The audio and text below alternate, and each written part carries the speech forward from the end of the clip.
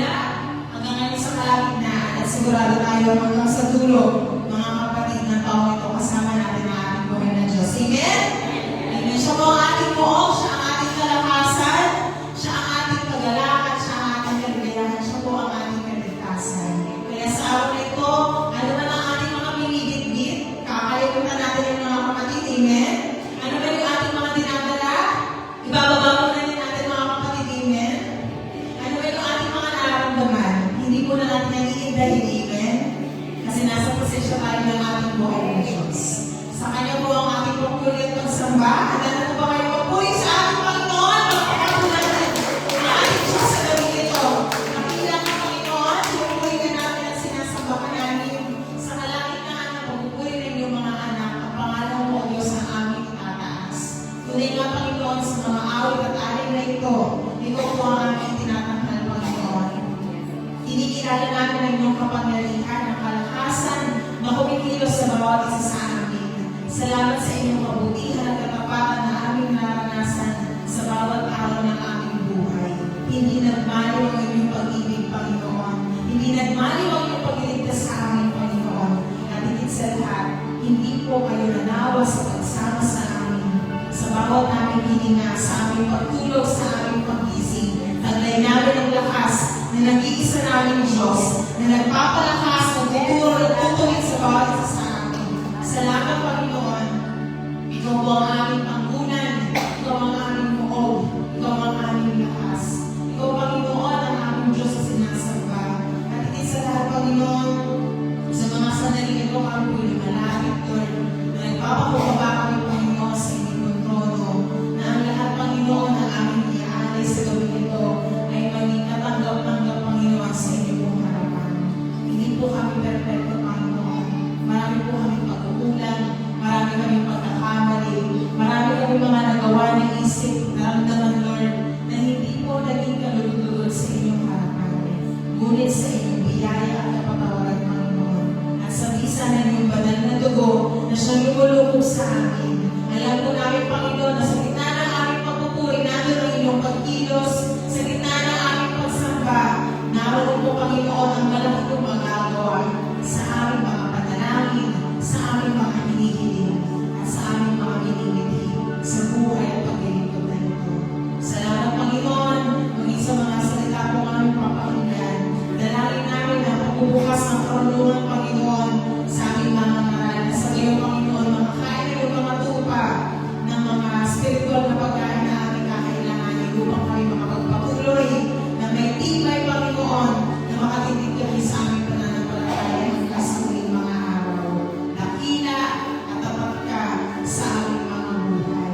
Kaya, Panginoon, ang aming mga puso ay nagdadala sa mga oras na ito dahil ibabandera namin ang tagumpay na ipinagkaloob niyo sa aming Panginoon. Ano bang klase ng pagsubok, karamdaman? Ano bang klase, Panginoon, ang problema kung meron kami?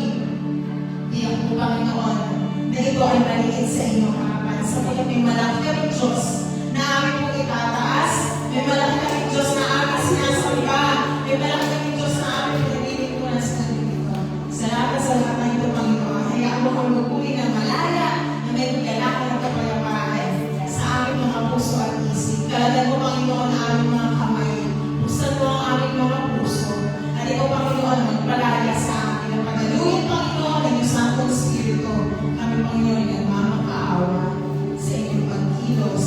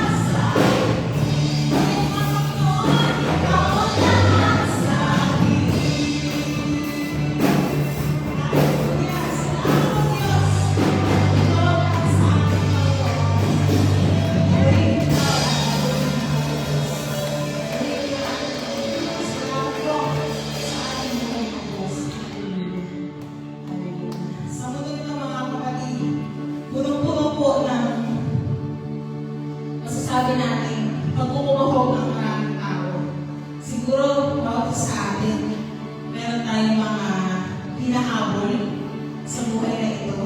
May mga gusto tayong mangyari sa ating mga pangarap, para sa ating pamilya, para sa ating paglilingkod. At hindi natin maiwasan na minsan madadala tayo mga kapatid ng ganong pag-iisip papunta sa sanlibutan kaysa sa kakayahan ng ating Panginoon. Ngunit kung isipin natin, nasa atin ang lahat ng bagay kasi nasa atin ang ating Diyos. Nasa atin ang pinakamahalagang kayamanan na hindi natin maitatanggi na siyang pinakamahalaga sa lahat. Walang iba kundi ang ating Panginoon, mga kapatid. Siguro, meron sa buhay natin na may mga pag-ibig tayo na inuna natin ang Panginoon isa sa mga pangarap natin or pinili natin ang ating Diyos sa paglingkuran kaysa sa mga bagay na hinahabol natin.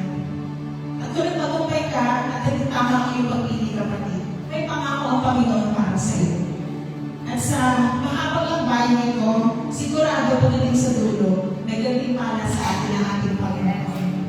Kaya nga, magagaya natin yung sinabi ni Paul, ni Apostle Paul, sa Philippians chapter 3, verse 7-8. Ngunit dahil kay Kristo, ang mga bagay na pinapahalagahan mo noon ay itinuring kong walang kabuluhan ngayon. Sabi sa verse 8, oo, itinuring kong walang kabuluhan ang lahat ng bagay bilang kapalit ng lalong mahalaga. May lalong mahalaga mga kapatid sa buhay natin na kahit gumuho yung pangarap mo, kahit nasaktan ka, kahit na tinalikuran ka ng mundo ito, may mas mahalagang bagay na nasa harapan mo ngayon, ang ating Panginoon. Ang pagkakilala kay Kristo Jesus na ating Panginoon, minsan din natin nakikita kung gaano kahalaga yung timbang ng relasyon at paglilingkod natin sa ating Diyos. Sabi dyan, ang lahat ng bagay ay ipinalagay kung walang kabuluhan. Itinuring kong basura, makamtan mo lang si Kristo. Ano yung mga bagay na binitawan natin para makamtan natin ang ating Panginoon? Ikaw ang Diyos na nakakaalam yan. Pero sinisigurado natin sa susunod nating awit, mga kapatid. Maaalala natin na walang hihigit sa ating Panginoon pag siya yung nakilala natin sa buhay na ito, at pag siya yung nakamtan natin sa buhay na ito. At sa paglapit natin patuloy sa ating Panginoon, sabihin natin sa Diyos, ikaw ang yaman ko, Panginoon. Nasa akin ang lahat ng bagay kasi nasa atin ang ating Panginoon. Patuloy tayong lumapit sa kanyang presensya at kilalin natin muli sa kanya ang ating mga buhay. Nang ipagpapakumbaba at pag-asam sa biyaya ng Panginoon na sa buhay na ito, marami man tayong hindi makuha. Ang Diyos ay sumasa atin at siyang pinakamahalagang yaman na meron tayo.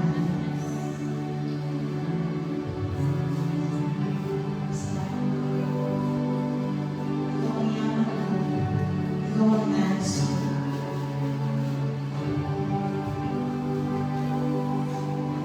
Makamtan ko man lahat ng yaman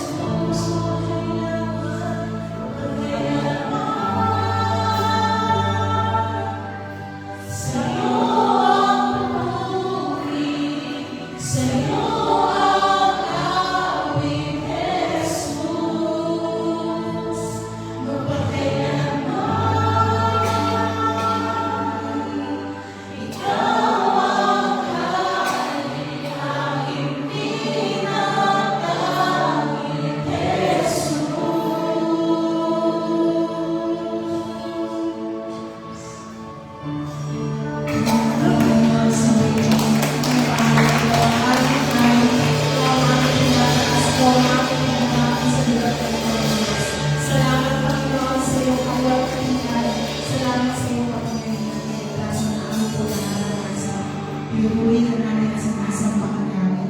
Maging Panginoon at Diyos ka ng aming mga buhay, noon ngayon at magpakailanman. Lalakpakan po natin ang salita ng ating Diyos sa ating pagpupuri.